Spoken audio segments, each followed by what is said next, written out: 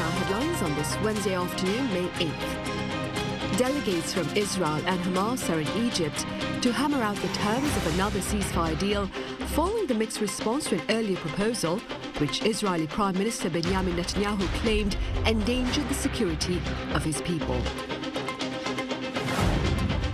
And a swearing-in ceremony took place at the Kremlin on Tuesday to mark the start of Vladimir Putin's fresh 6-year term at the top office, during which he spoke of engaging with the West, but on an equal footing.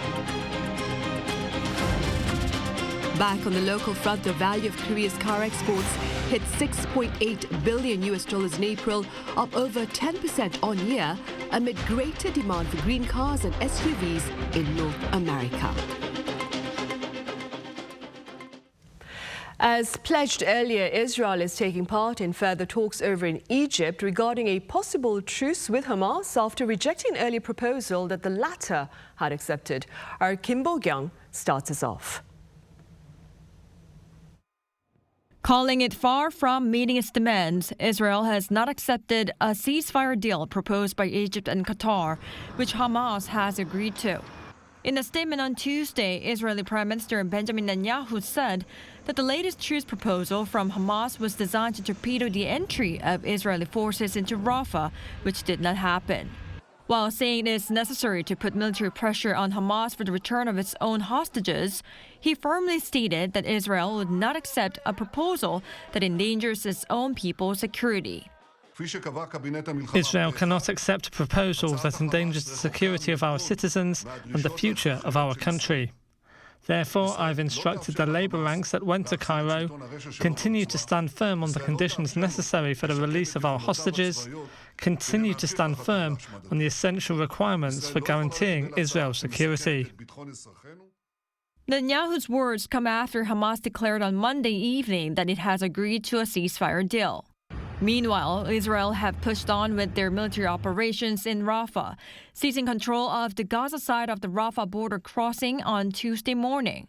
To this, a senior Hamas official warned that if Israel's military operations continue in Rafah, there will be no ceasefire deal. If the aggression continues, there will be no ceasefire because Israelis are the ones attacking and shooting. This agreement, which the movement agreed to, represents the minimum that responds to the demands of our people and our resistance. Amid the ongoing fighting between Israel and Hamas, the White House has confirmed that discussions on negotiations have resumed in Cairo, Egypt, and that CIA Director Bill Burns is there. While saying that they should be able to close the remaining gaps, the national security spokesman added that the U.S. will do everything to support the process. In a separate briefing, the White House spokesperson made it clear that Washington does not want to see a major operation taking place in Rafah, and that it wants to see a comprehensive plan from Israel to protect civilians who have sought refuge there. Kim Bo-kyung, Arirang News. In Russia, Vladimir Putin began his 5th term in office on Tuesday with claims of a will to work with the West, provided it's on equal footing. Our Lee Seung-jae covers his remarks. Tuesday marked the beginning of another 6 years in office for Russian President Vladimir Putin, with this inauguration ceremony taking place in Moscow. His 5th term in office comes amid fierce criticism from the West amid the prolonged war in Ukraine. During his inauguration speech, Putin expressed willingness to hold talks with the West, but only on equal terms. Dialogue, including on issues of security and strategic stability, is possible, but not from a position of force. Without any arrogance, snobbishness, feeling of one's own exclusiveness, but only as equals, respecting each other's interests. Putin also stressed that the country's state, public, and political system must remain strong and resistant to any challenges and threats in order to maintain the stable development, unity, and independence of Russia. The Russian leader also vowed to grow Russia into the world's 4th largest economy by 2030. The ambitious goal comes as Putin signed a decree that sets national development goals for 2030 and beyond on the day of his inauguration. In the decree, Putin called for Russia's GDP growth to be above the global average, while increasing research and development costs to 2% of GDP by 2030, raising the ranking of R&D spending compared to economic size to within the world's top 10. Meanwhile, South Korea's ambassador to Russia, Lee Do-hoon, attended the inauguration. A South Korean government official who spoke on the condition of anonymity said that Lee's participation was decided after careful consideration of various pending bilateral issues and the need to manage bilateral relations with Moscow. His visit also came despite the boycott of Western countries amid the protracted war in Ukraine. Lee Seung-jae, Arirang News. Meanwhile, North Korea's Kim Jong-un, for his part, sent a congratulatory letter to his Russian counterpart Vladimir Putin. According to the regime state media on this Wednesday, the letter was delivered through the Russian embassy in Pyongyang. A similar letter was sent back in March by Kim following news of Putin's re-election, in which the former is said to have highlighted the importance of closer cooperation. The two leaders met for a rare summit last September in Russia. In France, French President Emmanuel Macron and his visiting Chinese counterpart Xi Jinping met for a second day of summit talks in a more comfortable setting back on Tuesday. Our Yun-jin has details. The trip to Europe by China's head of state Xi Jinping, which began in France, coincides with the 60th anniversary of the establishment of diplomatic ties between the two countries. In a press conference, French President Emmanuel Macron expressed gratitude to Xi for making the trip to France at such a sensitive time for the world and highlighted the importance of a stable EU-China relationship. The France-China relationship is steeped in history and features mutual respect and mutual trust. I believe it can play a useful role beyond bilateral relations and, to a large extent, promote EU-China relations and world stability. Following a trilateral meeting with Macron and European Commission President Ursula von der Leyen in Paris on Monday, the Chinese leader visited the Pyrenees Mountains in southern France on Tuesday. Accompanied by their wives on the trip, Xi and Macron met for the second straight day, with talks said to have been friendly in nature. Reports say Xi made few concessions on a number of issues raised by Macron, including Beijing's ties with Moscow on the prolonged war in Ukraine. Following traditional performances by locals, Macron gifted Xi a woolen blanket made in the Pyrenees, along with a Tour de France jersey and Armagnac from the nearby southwestern region, which is a brandy at risk of Chinese trade sanctions. Advisors to the French president described the trip as being in line with Macron's history of trying to establish outside-of-protocol personal relationships with his counterparts. With Xi, he wasn't able to hug or make other gestures like winking or slapping his counterparts on the back, which he had done in the past with U.S. President Trump and Russian President Vladimir Putin.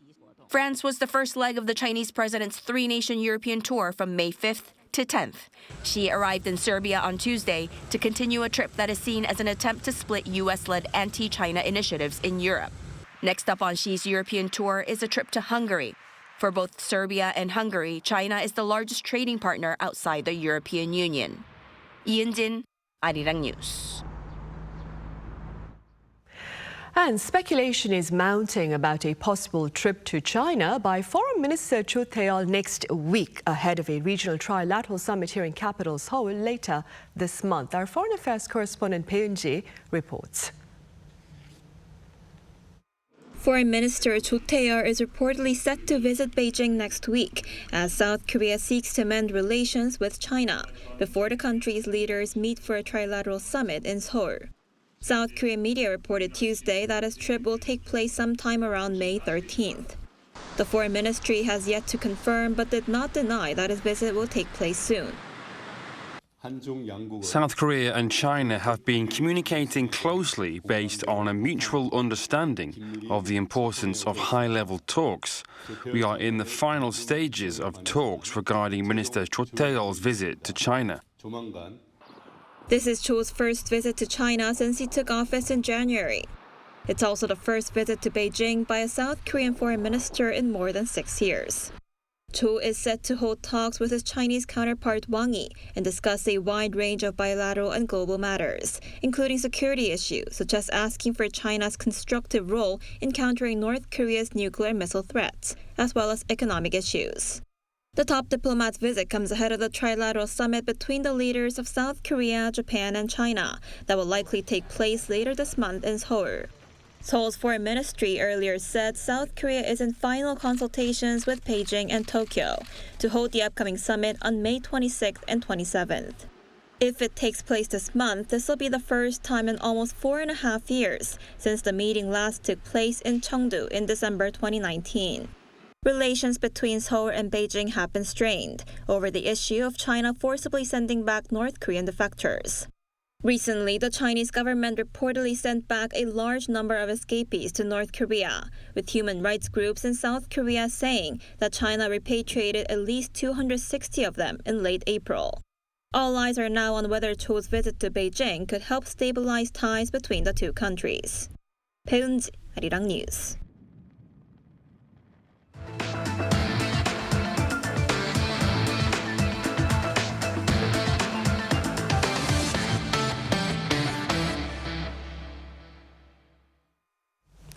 Overseas shipments of Korean cars hit a fresh high in April amid greater demand for green cars and SUVs in the North American market. Our business correspondent Lee Soo-jin reports. South Korea's auto exports reached a new monthly high in April. Data released by the Ministry of Trade, Industry and Energy on Wednesday showed that the value of car exports stood at $6.8 billion, topping the previous record set in November last year. This is up 10.3% compared to April the previous year. And the cumulative value of exports for the January to April period rose 4.7% on year to some $24 billion, also a record high for that period. The ministry mostly attributed the rise in car exports to the high demand for eco-friendly cars and SUVs, especially in North America. By region, the value of outbound shipments to North America was the highest, rising more than 36% compared to the previous year. The export value of eco-friendly vehicles surged more than 11% on year to $2.29 billion, smashing the previous record set in March last year. This was led by a surge in the value of outbound shipments of hybrid car exports in April, which jumped a whopping 55% compared to the previous year. Domestic production levels were also up 3.5% on year, with over 390,000 units manufactured in April, the most produced in a single month since March last year, partly due to there being one more working day compared to April last year. And while overall domestic sales dropped 5.5% compared to the previous year, the high demand for hybrid vehicles was also seen domestically as well, as sales surged 35% on year. The Trade Ministry says that its auto export target for this year is $75 billion. As part of its plans to reach this goal, it will allocate some $320 million this year and $1.4 billion over the next 5 years into automotive technology development in partnership with the private sector. Lee Soo-jin, Arirang News. And in related news, this year the government will invest 9.7 trillion won or $7.1 billion into the local battery and automotive industries. Now, such intentions follow Washington's recent decision to delay by 2 years sanctions against electric vehicles containing Chinese graphite. The implications of this decision were addressed during a meeting between Trade Minister An Deok-eun and Korea's industry heavyweights on Wednesday. Talks revolved around ways to ensure self-sufficiency by building a secure and resilient supply chain on the local battery front over the next 2 years through broader collaboration between the government here and relevant industries. Tik Tok and its Chinese parent company ByteDance are suing the U.S. government over a law that could ban the app's services in America. The lawsuit filed on Tuesday in the U.S. Court of Appeals argues that the law sealed by President Joe Biden last month violates free speech by, quote, silencing 170 million American users of the platform. The law was passed by lawmakers amid concerns that user data may be shared with China. The law gives ByteDance until next January to sell TikTok or have its services blocked. In other news, Korea and Italy are celebrating 140 years of diplomatic relations this year. That being said, Culture Minister Yoo In-chun was in Rome to see the launch of a joint cultural campaign aimed at creating lasting connections. Our culture correspondent Song Yu-jin reports from Rome. Though more than 9,000 kilometers apart, Korea and Italy have a lot in common. That's how Korea's Culture Minister Yoo In-chun describes the two countries' ties. Korea's connection with Italy runs deep. Geographically, they're both located on peninsulas. And on a personal note, I see parallels in their people, the joyful energy, trendy style, and abundant talent. 2024 marks the 140th anniversary of diplomatic relations between Korea and Italy. To celebrate, both countries have declared 2024 to 2025 as a year of cultural exchange. Minister Yoo took a 3-day visit to Rome for the opening night of the 2024-2025 Korea-Italy Year of Cultural Exchange. Italy has long been a source of inspiration for him. My first trip to Italy was in around 1987. From Rome to Napoli to Sicily, the weight of history and tradition hit me like a ton of bricks. And every time I visit this country, it makes me focus on the present and future. During my term, I want to create festivals that can represent Korea and that people from all over the world can enjoy together. For example, an opera festival like Verona's. The Culture Ministry aims to foster a blend of modern and traditional cultural exchanges through this project, not just K-pop or K-dramas. Plans include holding traditional and contemporary Korean dance performances, exhibiting artwork by veteran Korean artists, and holding tourism fairs in Italy. But the most important thing is forging lasting connections. What matters is providing a chance for young talent from both countries to interact and collaborate, so they can together create a cultural fusion unique to Korea and Italy. For instance, we're thinking of creating a small-scale joint opera production. Through this cultural diplomacy, both countries hope to deepen their ties even further. Song Yu-jin, Arirang News, Rome. And it's been 2 years since Cheong Wa Dae, the former presidential office, also referred to as the Bluhaus, was transformed into a cultural landmark open to the public. Now, to celebrate this occasion, the Culture Ministry and the Cheong Wa Dae Foundation are hosting a concert called Bluhaus that blends diverse genres such as traditional Korean music as well as jazz and video art. It will take place at the main building every Wednesday at 8 p.m. starting tonight until July 10th. On the local entertainment front, the Baeksang Arts Awards took place on Tuesday evening. Director Kim Jong-un of December 12 The Day won the grand prize in film, while Disney Plus original series Moving won the grand prize in television.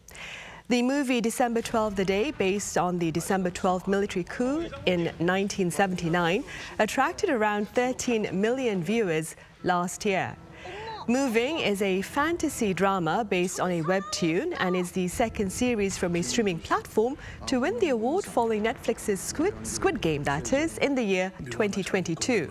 The movie with the most awards, however, was Exhumer, which was the first local production to secure 10 million viewers this year. It won 4 awards, including Best Director for Chang Jae-hyun and Best Actress for Kim Jong-un. The Baeksang Arts Awards have been held since 1965.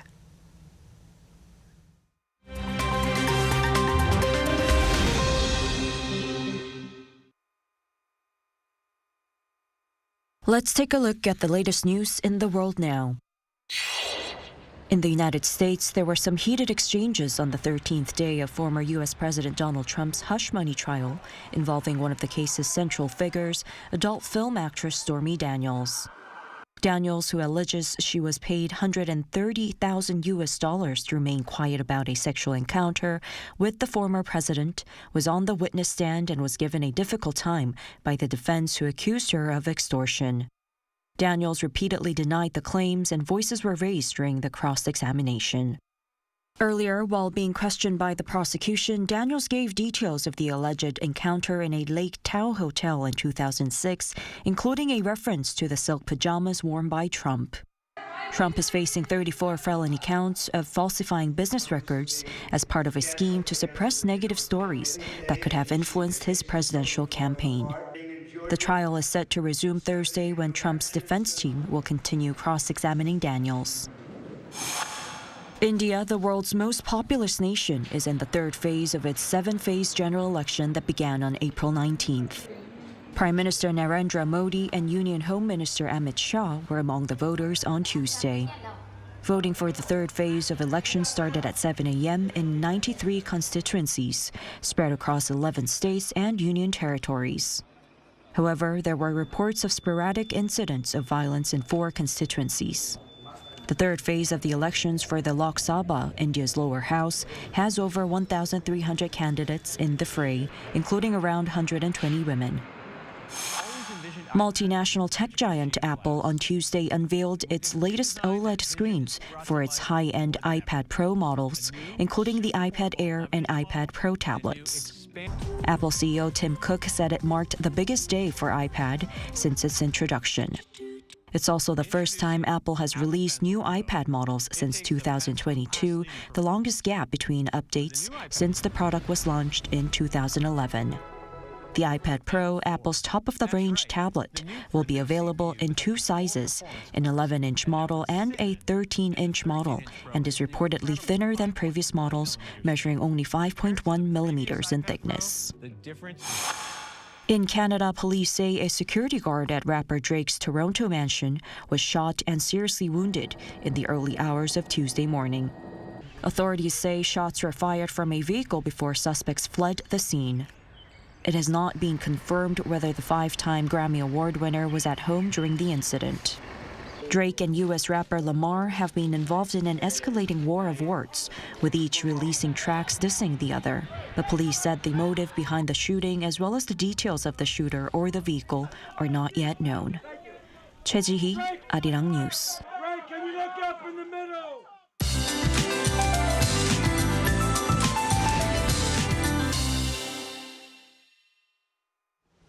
Good afternoon. Morning rain in southern parts of the country has let up, but Jeollanam-do province and Jeju could see rain into the afternoon. Then after murky and wet skies, things will get much brighter in the south. Meanwhile, the capital area had a sunny but chilly start to Parents' Day. Breezy morning temperatures are rising fast to the 20s this afternoon, and we'll notice temperatures getting closer to the norms as the week goes on. Take good care of yourself during the temperature roller coaster. Afternoon highs should be 1 to 7 degrees higher today. Seoul gets up to 21 degrees, but Busan will be breezier at 18 degrees Celsius. Much brighter skies in store with decent air quality nationwide. So it's a good day to spend some time outdoors in the afternoon if you can with sun protection items. We are looking at another chance of nationwide rain this weekend. Then things will get much warmer as we head towards mid-May. With that in mind, let's take a look at the international weather conditions.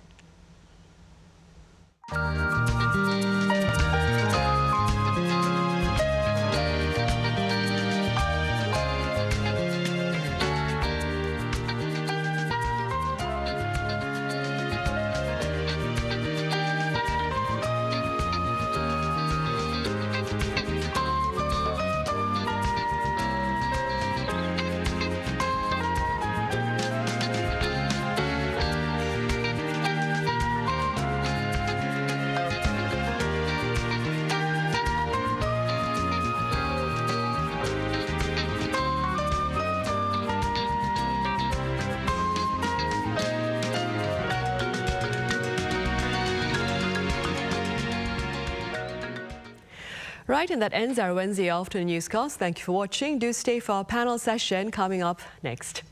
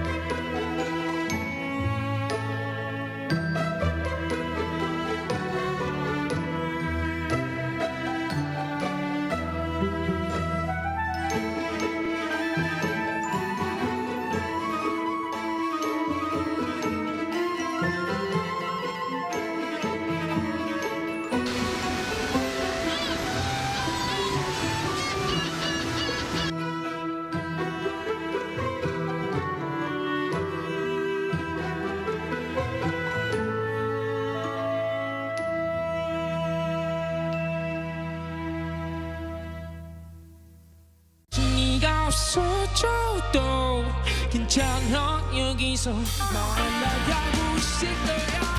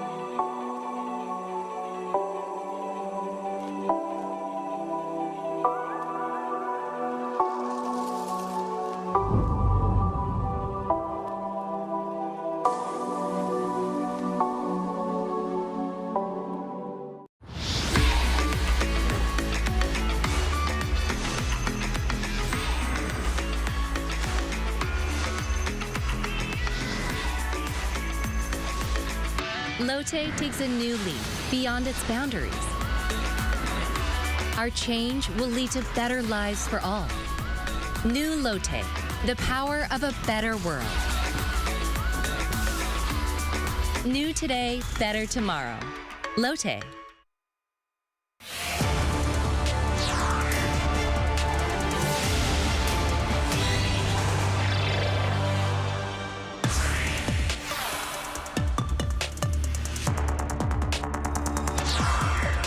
On this edition of Issues and Insiders, we speak with special volunteers at the K Royal Culture Festival that marks its 10th anniversary this year. Hello and welcome. You're watching Issues and Insiders for this Wednesday, May 8th, here in South Korea. I'm Min Sun-hee. Today, we speak with two foreign volunteers of this season's K Royal Culture Festival. For this, I have Oinam here in the studio. Oinam, it's a pleasure to have you here. It's my pleasure. Thank you. I also have Nabila with us. Nabila, welcome to the show. Thank you very much. We'll be happy to meet you. Right. Oinam, we'll start with you. For the sake of our viewers who may not be familiar, could you tell us a bit about the K Royal Culture Festival? Yeah. So K Royal Culture Festival is the largest cultural heritage festival in Korea, held every spring and autumn at the 7 major cultural heritage sites in Seoul.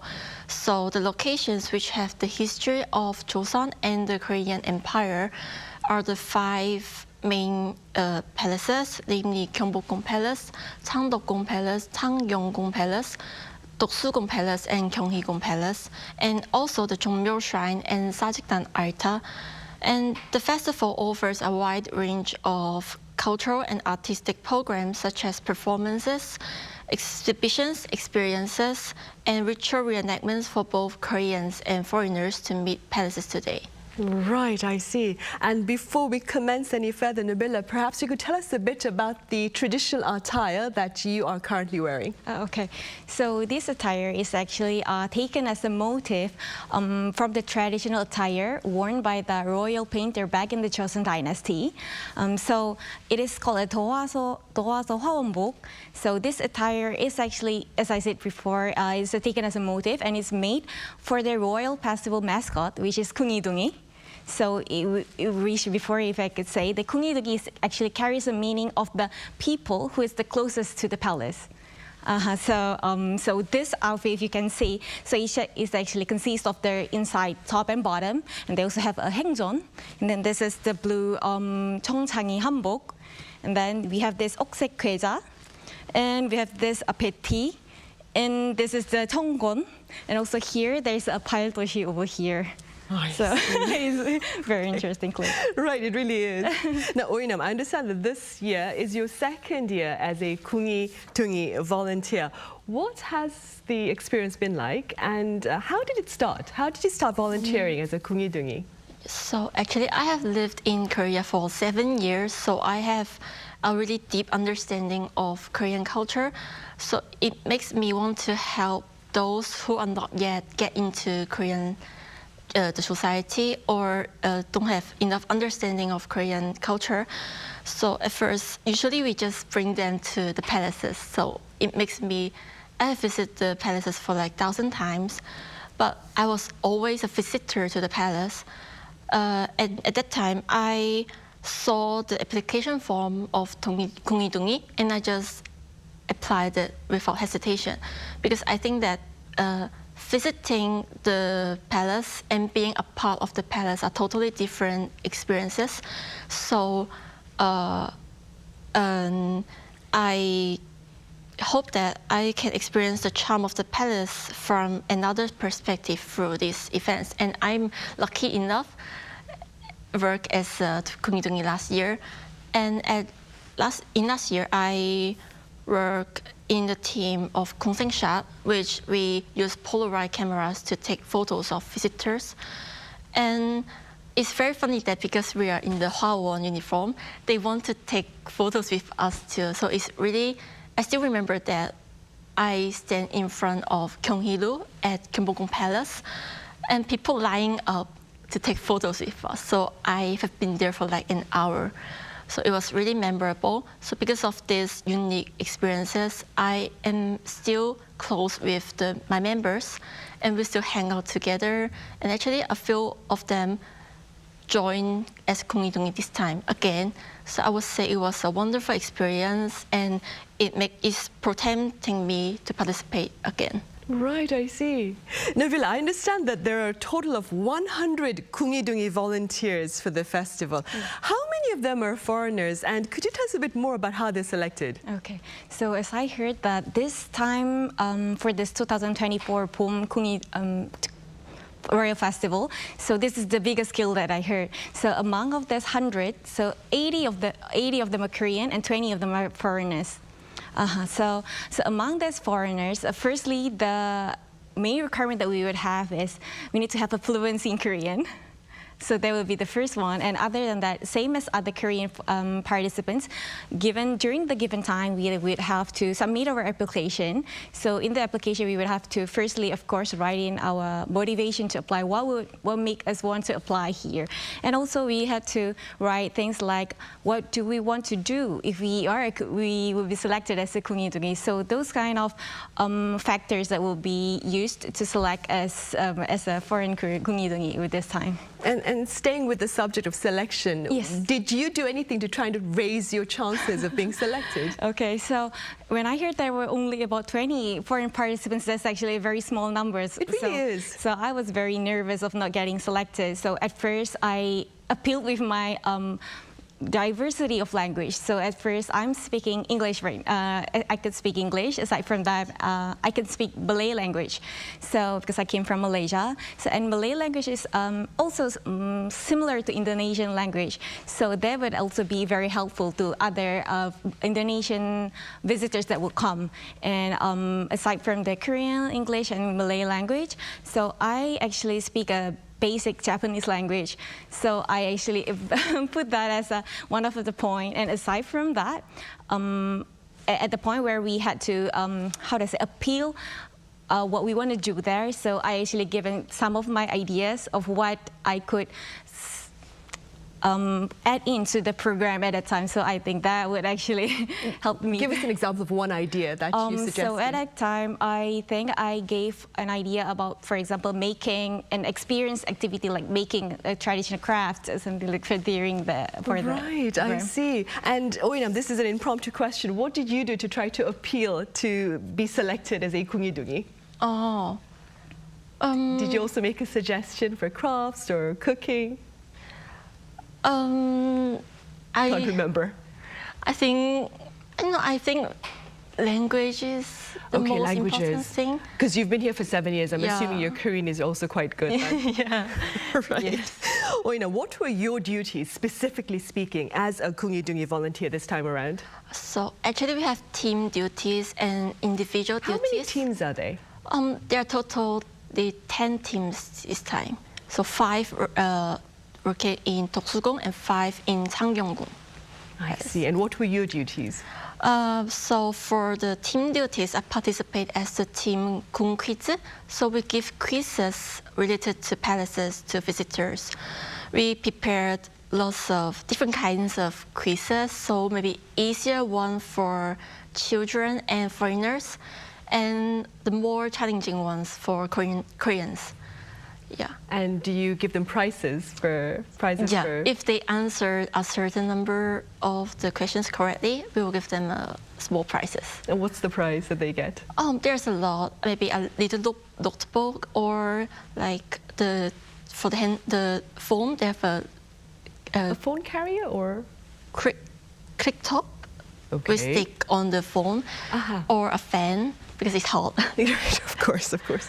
Nabila, were there any interesting episodes this time around as you volunteered as a Kungi Dungi? Oh, actually, since I volunteered for quite a number of days, so there was actually a lot of episodes, if I'd say. But if I would have to pick one, so my team, so as Oinam just explained just now, we had a team activity and also individual activity. For the team activity, my team is from the Jayu team.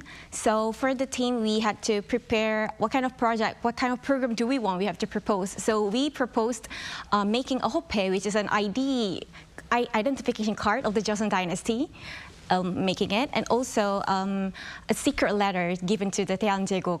So that kind of activity we had. So one of the interesting experience I would say is there was this one day a little boy of about 6 years old actually came to our booth, and just as similar as other younger children, they really interested in making the hoppe because it's some kind of like an art craft. So he actually participated in that, but after that he said that he wanted to write a letter, which is mostly adult participants would participate. So I was very surprised by that. And after that he said that he is actually very interested in the Korean dynasty, about the Taeanjeok. So he actually spent a lot of time asking a lot about the history of the Taeanjeok, and also listen to the explanations from our team members as we walk around and get to know more about the palace. It's a very, very interesting experience for me. And actually, I find it very inspiring to see a very young child getting very immersed and interested in the Korean culture. I know, a 6-year-old boy, yes. That's really young. Oina, what would you say is the appeal of Korean palaces? For me, the appeal of Korean palaces is that it has an environment that makes me feel relaxed and comfortable. So every time when I am in the palace, I feel like I can escape the hustle and bustle of the busy world, and I just feel calm there. So I like go to the palace every time when I have free time, and I just stay there for the whole afternoon. From the 5 palaces that you mentioned, Oina, is there a particular palace that is a favorite for you and that you would like to introduce perhaps to foreign visitors? This is a difficult question to answer because I think each palace has its own unique features. But if I have to choose one, I would choose Cheong Palace to introduce. So there are several reasons. So first of all, Cheong Palace is the only one UNESCO World Cultural Heritage Sites among the 5 royal palaces. And there are outstanding examples of Far Eastern palace architecture and also garden design. And secondly, I think visitors who come to Korea for the first time, they would like to try hanbok. And there are lots of hanbok rental stores near Cheong Palace, so it will be really convenient for them. And thirdly, Cheong Palace has a secret garden, we call it Huon, and it's historically a private retreat for the kings. So the scenery is really great there, and you can take beautiful pictures there also. Although there are additional 5,000 won for admission, it's still worth it. And last but not least, there is a gate within the palace to go to Jongun Palace right away, and it's also near to Gyeongbokgung Palace. So if there are visitors who want to explore more about palaces, they can just go to the nearby palaces and continue their journey there. Right, that's a great location. I have to agree with you there. Nabila, I understand this year's K Royal Culture Festival included a greater number of programs targeting foreign guests. Could you tell us a bit about them? Okay, so firstly, the foreign visitors could easily access to the overall programs that are listed and available for this time. So they could see the schedules via an online leaflet, which this is a link they could easily access via the Instagram account and such. So the online leaflet not only comes in Korean language, but also in English. So that's very, very helpful for to attract a lot of foreign visitors. So besides that, so since there's a lot of programs that needs a pre-booking, so for the pre-booking programs, they can easily book via an online booking site, English site. So the programs that foreign visitors can access is, for example, there is a Royal Palace music concert. So for the concert, there are about 100 performers. They come to play their Gayagum, Daegum, and Haegum. They all come together and perform at the Gyeongbokgung Palace. So that is one of the activity where a lot of foreign visitors really enjoy. So besides that, there's also a night tour where a lot of visitors usually just come during the day, but when it comes at night, there's a totally different experience with the palace, right? So the night tour includes, for example, the Doksugung, Seokjejeon night tour, or there's also the Jangdokgung Moonlight Lotus Show, that kind of program. So besides that, there's also a very popular Gyeongbokgung Saengwabang tour, so where visitors can taste and also experience the traditional palace snacks and also teas at the Saengwabang inside of the Gyeongbokgung Palace. So, and lastly, there's also, which I could say one of my favorite, so it's called the time travel to the Joseon Dynasty. So visitors can experience wearing a traditional hanbok, and then they can take a stroll around the Gyeongbokgung Palace, where it can make them feel like they're actually living through the Joseon era. So I think that's one. Sounds exotic. And Oina, what do you propose perhaps to boost the number of foreign visitors to Korean palaces? Yes, so it's my own opinion. So I actually think it's the era of short videos now. So nowadays there are the function to upload short videos almost on every social media platform. And we can say short videos has become the preferred mode of video consumption for people lately. So in fact, actually, during last year's Kungi activities, I and my teammates uploaded a short video, which the background was in the Gyeongbokgung Palace. And actually, I don't have much followers on my social media platform. However, the video that I upload has got nearly 10,000 views, so which really surprised me. And it makes me think that maybe it would be a good way to promote palaces. And also, I think that maybe organizing a K-pop concert in palace would be a good way to promote too, because people love K-pop so much, and there are too much K-pop fans from all over the world. And actually, in this time activities, when we talk to some visitors, they tell us that they came to Korea because they have a concert of their idols. So I think it makes me think that we can leverage the power of K-pop to promote and make them to visit Korea. Right, great idea. What about you, Nabila? What would you propose to further boost the number of foreign travelers to Korean palaces? Okay, so when we talk about the Korean palaces, I think the Gyeongbokgung is the first palace that would actually come to mind.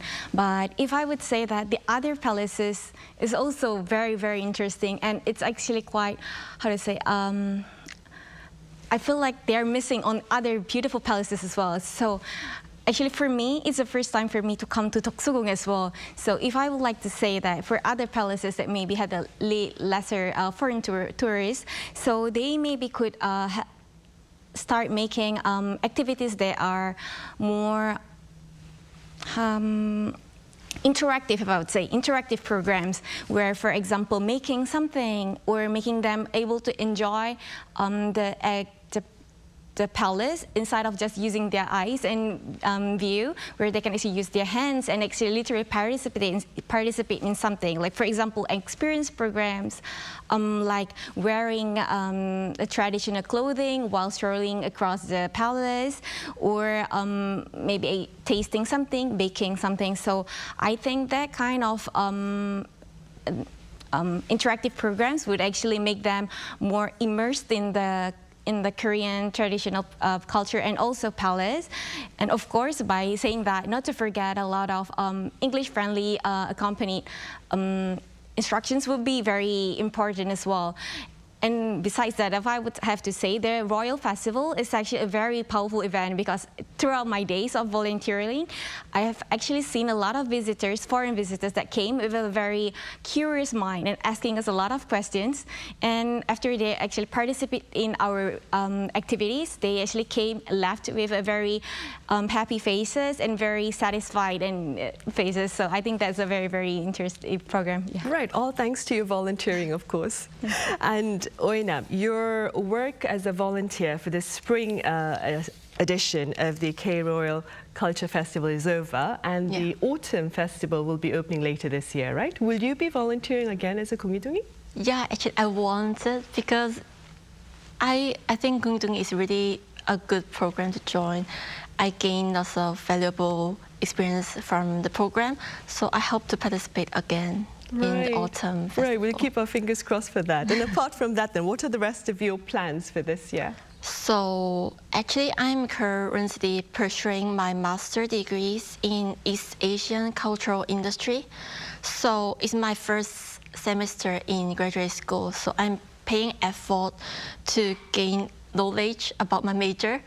And also, as a cultural industry student, it's really important to get with the times.